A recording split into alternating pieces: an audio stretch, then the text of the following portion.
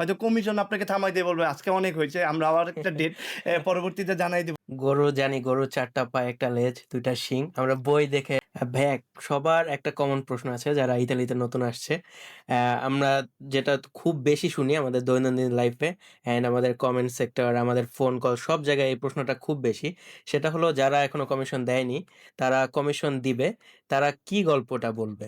তাদেরকে গল্প সাজিয়ে দেওয়ার ব্যাপারে তারা আমাদের কাছে হেল্প চায়। এ ব্যাপারে কি আমরা তাদের কোনো হেল্প করতে পারি কিনা? হ্যাঁ, আমি খুব রিসেন্টলি অনেকগুলো কমেন্টস পেলাম এরকম যে, "ভাই আপনারা কি গল্প সাজায় দেন কিনা?"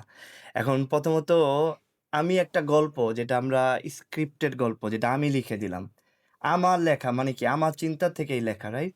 জি। এখন আমার গল্পে আমি চিন্তা করলাম আমার সিচুয়েশনটা কিরকম হবে। এটা এখন এক্স, ওয়াই, জেড এর জীবনের সাথে যে মিলবে এটা কিন্তু কোনো গ্যারান্টি নাই। তার মানে আমি যে গল্পটা লিখছি এটা কিন্তু তোমার ভিতরে ধারণ করতে হবে। মানে আমি আমাকে চিন্তা করে গল্প বললাম।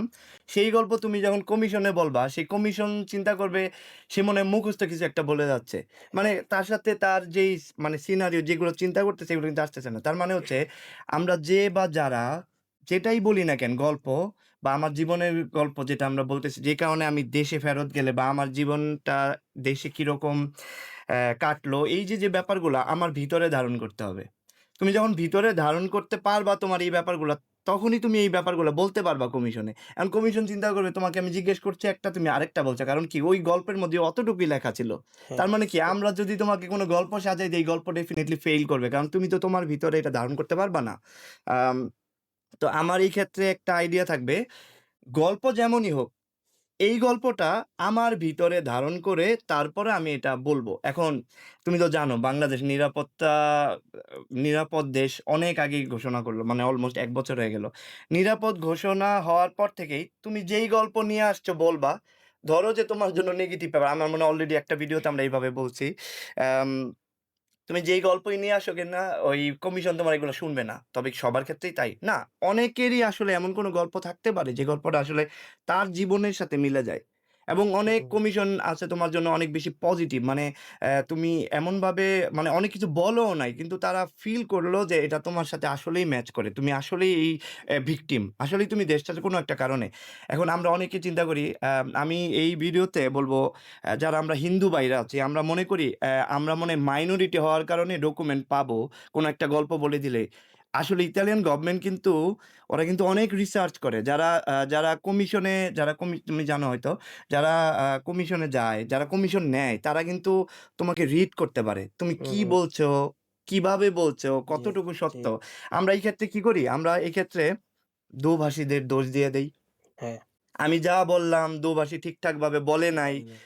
জি, জি। দোভাষীর কারণে আমার কমিশন ফেল হলো, এই সেই হুম, ব্যাপার। কথাটা কিন্তু আসলে সত্যি না। কারণ তুমি যে বলছো তোমার ভিতরে তো ধারণ করতে পারতেছো না, রাইট? আবার অনেককেই দেখি অনেককেই বলে যে কমিশনে গিয়ে কান্নাকাটি করলে নাকি কমিশনে তোমাকে পজিটিভ দিয়ে পজিটিভ দিবে। দিয়ে। আসলে এখন এই ব্যাপারগুলো এভাবে হচ্ছে না। তবে আমরা যাই বলবো, নিজে ফিল করব যেটা আমার জীবনের গল্প। এটা আমার সাথে হয়েছে এবং আমি এই ঘটনার ভিকটিম এবং এই কারণে আমার দেশে যাওয়া সমস্যা। হ্যাঁ?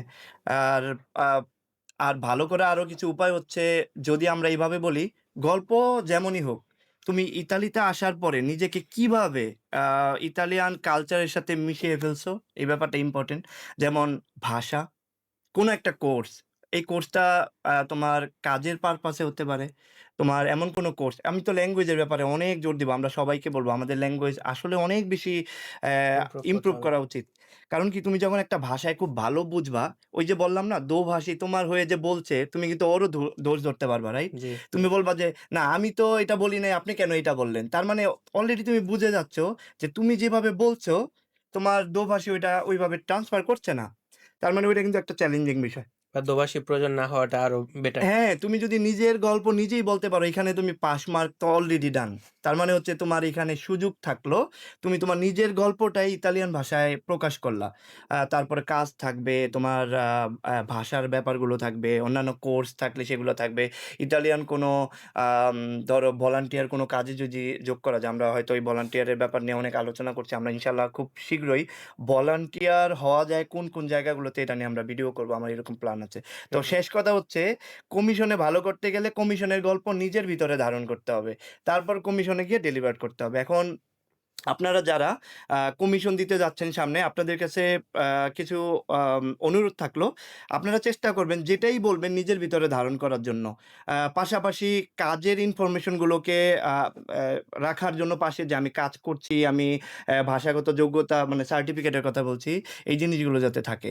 এই তো। ঠিক। এইভাবে তুমি ভালো করতে পারবা আশা করি। তো জিনিসটা হলো অনেকটা এরকম যে আপনি আমি আমরা গরু জানি গরুর ৪ টা পা, ১ টা লেজ, ২ টা শিং। আমরা বই দেখে এটা শিখেছি। কিন্তু যে রাখাল সে হুম। নিজে স্পর্শ করে হ্যাঁ, দেখেছে হ্যাঁ, বা হ্যাঁ। ডেইলি লাইফে কখনো সে দেখি এটা নাই। ফিল করে।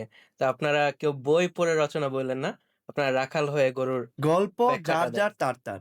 হুম, হুম। আপনাদের গল্প আমরা সাজাই দিতে পারব না। এই ব্যাপারে ওকে। দুঃখিত। কারণ হয়তো আপনারা ভুল বুঝবেন। কিন্তু আপনি দেখেন আমরা যে গল্প আপনাকে সাজাই দিলাম, সেই গল্পটা ২ পৃষ্ঠার মধ্যেই শেষ।